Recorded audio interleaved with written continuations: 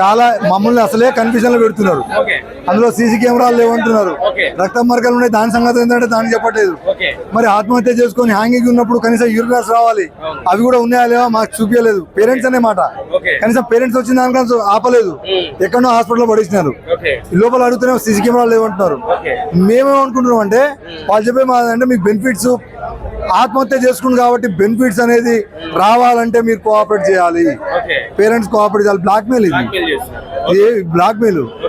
వాడు కష్టపడి చదివి వాళ్ళ తల్లిదండ్రులు కూలినాలు చేసి భూమి అమ్మి ఉన్నత విద్యలు చదివించిన అతనికి ఇక్కడ అతని కంటే తక్కువ చదువుకున్నాడు ఉద్యోగం చేస్తుంటాడు, కానీ తక్కువ కులవాడని ఆయన్ని అవమానించి కించపరుస్తుంటూ ఆగమాగం చేస్తున్న సంగతి ఒక సోదరుని చెప్పబట్టే తను రోజు చెప్తుంటాడట ఎంత టార్చర్ పెడతారు అనేది.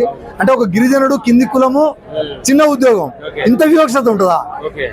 అంటే పై అధికారంలో ఉన్న మా గిరిజనులను ఏదో రకంగా ఏసీబీలను పట్టిస్తారు, కింద ఉద్యోగుల మీదనేమో ఆత్మహత్యలకు ప్రేరేపించబడ్డ దాడులు వాళ్ళకు టార్చరు ఈ రకంగా చేస్తారు.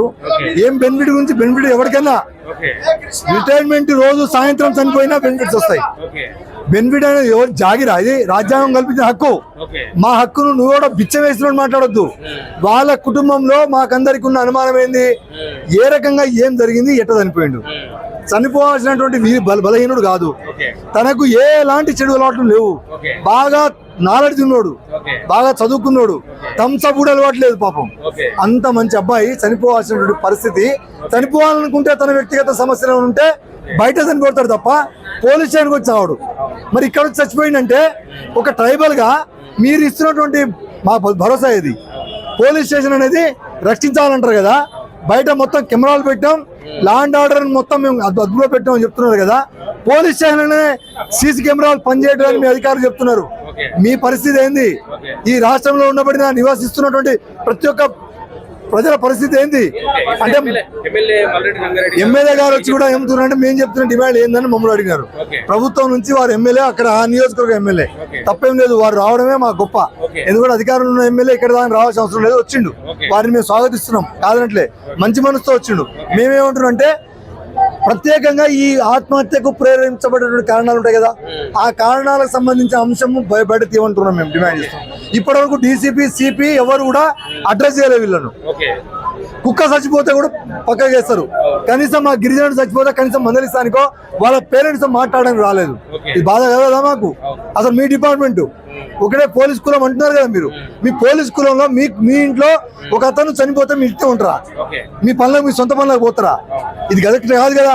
మిమ్మల్ని మేము గౌరవిస్తున్నాం, పోలీస్ వ్యవస్థను మేము మాకు కూడా నమ్మకం ఉంది. మీరు చేస్తున్న అధికారులు చేస్తున్న వ్యక్తిగతంగా మీరు చేస్తున్న పనులే మాకు బాధ కలుగుతున్నది. ఈ వివక్షతను రూపుమాపాలి. ఈ రాష్ట్రంలో కూడా ప్రజాస్వామికవాదులు అందరూ ఆలోచించాలి. ఈ ప్రభుత్వ అధికారంలో ఉన్నటువంటి వాళ్ళు ఎవరైనా సరే ఏ డిపార్ట్మెంట్లలో మా గిరిజనుల మీద వివక్షత జరుగుతున్నది, దాడులు జరుగుతున్నది, ఏ రకమైనటువంటి దాడులు జరిగినా దాని మీద ఒక కమిటీని వేయాల్సినటువంటి అవసరం ఉన్నది.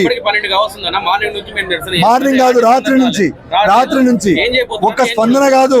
మేము మా కులము మేమేం చేయాలని చేస్తాం, అరే రక్త మార్గాలు ఉన్నాయి చూపిద్దాం అని మీడియా మిత్రులను తీసుకోపోతే మేము చూపించాం, మీరు బయటకు వెళ్ళరు. వాళ్ళు ఎన్నైనా చెప్తారు, వాళ్ళ చేతిలో పని. మేము లేవు, మీరు లేరు, సాక్షులు లేరు, ఏం జరిగిందో తెలియదు. సరే జరిగిందే అనుకుందాం, ఇక్కడ ఎందుకు చావాలి, ఇక్కడ ఎందుకు ఆత్మహత్య చేసుకుంటాడు? తన రూమ్ లో చనిపోవచ్చు, పెళ్లి కాలేదు, ఎలాంటి అలవాటు లేవు, తన రూమ్ ఖాళీగా ఉండే, లేదా ఇంటికి పోయి చచ్చిపోవచ్చు. చచ్చిపోవాల్సిన కర్మే వచ్చింది, ఎందుకు చచ్చిపోతాడు, ఇక్కడ ఎందుకు చచ్చిపోతాడు? దాని మీద కారణం చెప్పాలి కదా. నిజమే గోడ తగిలింది, చాలా బుద్ధిమంతులే, మీ డిపార్ట్మెంట్ మీరు కాపాడుకోవడానికి మచ్చ రాకుండా ప్రయత్నం చేస్తున్నారు, సంతోషమే. మరి మీరు దీని మీద జవాబు చెప్పాల్సింది ఎవరు? మీరు మీ ఆఫీసర్లో కూర్చుంటే మేము మీ దగ్గరకు వచ్చి అడుక్కోవాలట. వాళ్ళ ఒక ఆఫీసర్ అంటాడు, పోలీస్ ఆఫీసర్, మేము పోయి వాళ్ళని పోయి అడుక్కోవాలట. అడిగిపోయి మాకేం కావాలని చచ్చిపోయిన తల్లిదండ్రులు పోయి అక్కడ అడుక్కోవాలట. ఇదానే ధర్మం? చచ్చిపోయిన కాడికి ఎవడన్నా పరామర్శకు వాళ్ళ ఇంటికి పోతారా?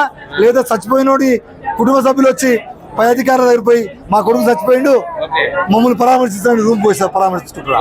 ఇది కరెక్టేనా? ఇది వివక్షత, ముమ్మాటికి కుల వివక్షత.